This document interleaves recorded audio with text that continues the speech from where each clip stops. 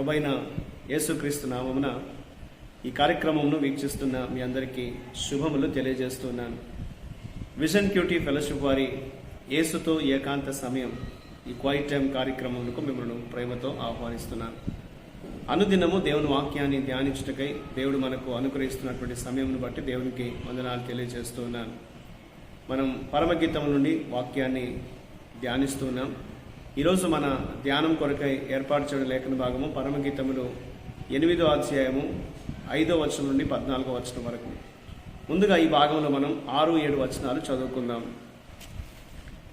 ప్రేమ మరణమంత బలవంతమైనది, ఈర్ష్య పాతాళమంత కఠోరమైనది.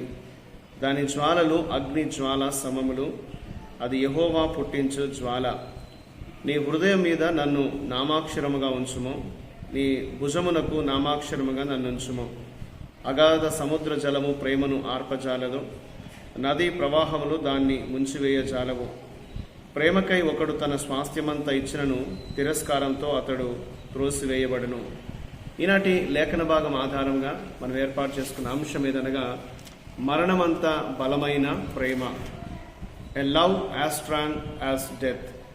నేటి వాక్య భాగం యొక్క సారాంశాన్ని మనం గమనించినట్లయితే, పెళ్లి కూతురు తన భర్త ఇంటికి వస్తూ అతనిపై వాలింది. వారి వివాహ ఒడంబడిక యొక్క శాశ్వత తత్వాన్ని ఆమె నొక్కి చెప్పింది. ఆమె తనను అతని హృదయంపై మరియు అతని భుజంపై ముద్రగా చెక్కుమని అడిగింది. ఇది వారి బంధం యొక్క నిరంతరాయతను సూచిస్తుంది మరియు ఇది డబ్బుతో కొనలేనిది అనేది లేఖనంలో మనం చూస్తాం. సొలొమోను రాజు తన ద్రాక్ష తోటను లాభం కోసం రైతులకు ఇచ్చాడు. అయితే ఆ మహిళ దాన్ని తన కోసమే ప్రత్యేకంగా ఉంచింది. ఆమె స్వరం వినాలని వరుడు చేసిన అభ్యర్థనకు ప్రతిస్పందనగా ఆమె తన దగ్గరకు రమ్మని అతన్ని ఆహ్వానించిందని ఈనాటి లేఖన భాగంలో మనం చూడగలం. ఈ భాగం అంతట్లో దేవుడు ఎవరు, ఆయన ఏమై ఉన్నాడని మనం గమనించినట్లయితే 6-7 వచనాల ప్రకారంగా దేవుడు మనల్ని అంతం వరకు ప్రేమిస్తున్నాడు. ఆయన నా పేరును, మనందరి పేరును తన అరచేతిలో చెక్కుకొని ఉన్నాడు. ఎవరైతే ఆయన యందు విశ్వాసం ఉంచారో, ఆయన యందు జీవిస్తున్నారో వారిని ఆయన నిరంతరం ప్రేమిస్తాడనేది లేఖనము తెలియజేస్తుంది. ఆయన ఎన్నడూ మరవకుండా మనల్ని తన అరచేతుల మీద ఆయన చెక్కుకొని ఉన్నాడు అనేది లేఖనంలో మనం చూస్తూ ఉంటాం. యెషయా 49వ అధ్యాయం 15-16 వచనాల్లో ఆయన ఎప్పటికీ మర్చిపోడని తన అరచేతిలో మనం చెక్కుకున్నాడని లేఖనం సెలవిస్తుంది. అలాగే మనం తిరుగుబాటు చేసినప్పటికీ మనల్ని విడిచిపెట్టడని హోషేయ గ్రంథం 3వ అధ్యాయం 1వ వచనంలో మనం చదువుతూ ఉంటాం.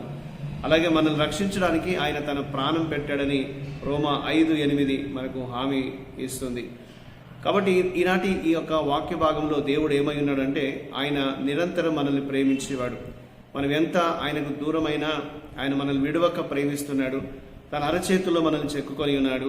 ఆయన మన కొరకు తన ప్రాణాన్ని పెట్టి మనం రక్షించాలని ఆయన ఇష్టపడుతున్నట్లుగా దేవుని వాక్యం మనకి జ్ఞాపకం చేస్తుంది.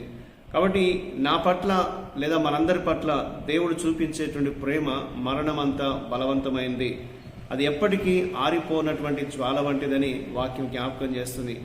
అది ఎన్నటికీ కూడా ఆరిపోనటువంటి జ్వాలగా ఉంది అనేది లేఖనంలో మనం చూస్తూ ఉన్నాం. ఇందులో దేవుడు మనకు నేర్పే పాఠాన్ని మనం గమనించినట్లయితే 13-14 వచనాల్లో పెళ్లి కూతురు తన స్వరాన్ని వినాలని ఆ వ్యక్తి ఆరాటపడ్డాడు. మరియు సుగంధ ద్రవ్యాల పర్వతాలపై ఎగిరే లేడి పిల్లలాగా లేదా చిన్న దుప్పి వలె తన వరుడు తన యొద్దకు త్వరగా రావాలని మహిళ ఎదురు చూసినట్లుగా మనం వాక్యంలో చూస్తూ ఉన్నాం. సొలొమోను పాడినటువంటి పాట పెళ్లి కూతురు మరియు వరుడు ఒకరి కోసం ఒకరు ఆరాటపడుతూ ఎదురు చూస్తూ పాడినటువంటి పాట ముగిసినట్లుగా మనం చూడగలం. ఈ అంతట్లో మనం ఆత్మీయంగా అర్థం చేసుకున్నట్లయితే, ప్రభు అయిన యేసు వచ్చే రోజు కోసము మనందరం కూడా ఎదురు చూసే విశ్వాసలా ఉండాలి. మనం ఎదురు చూసేటువంటి విశ్వాస జీవితం కూడా ఈ విధంగానే ఉంటుందనేది వాక్యం తెలియజేస్తుంది. యేసు సంఘం కోసము ఆయన రానయ్యున్నాడు. ఆయన కొరకు సంఘము ఎదురు చూడాల్సినటువంటి అవసరత ఉంది అనేది వాక్యం మనకు తెలియజేస్తుంది. యేసు సంఘము తన కోసము పవిత్రంగా మరియు నిష్కలంకంగా ఉండాలని ఆయన ఆశిస్తున్నాడు. ఆయన సంఘం కోసం ప్రాణం ఇచ్చాడు.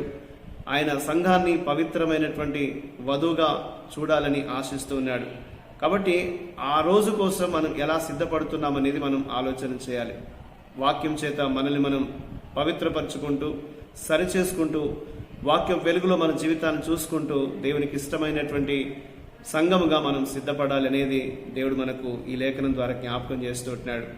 ఏదైనా ముడత, మచ్చ, డాగు, కలంకం అలాంటివి ఉన్నట్లయితే దేవుని వాక్యం చేత సరిచేసుకొని ప్రభు రాకడ కొరకు పవిత్రంగా నిష్కలంకంగా ఉంటూ ఎదురు చూడాలనేది దేవుడు మనకు ఈ లేఖనం ద్వారా జ్ఞాపకం చేస్తున్నాడు. దేవుడు మన పట్ల చూపిన ప్రేమ ఎంతో గొప్పది, అది మరణమంతా బలవంతమైంది అనేది వాక్యం సెలవిస్తుంది.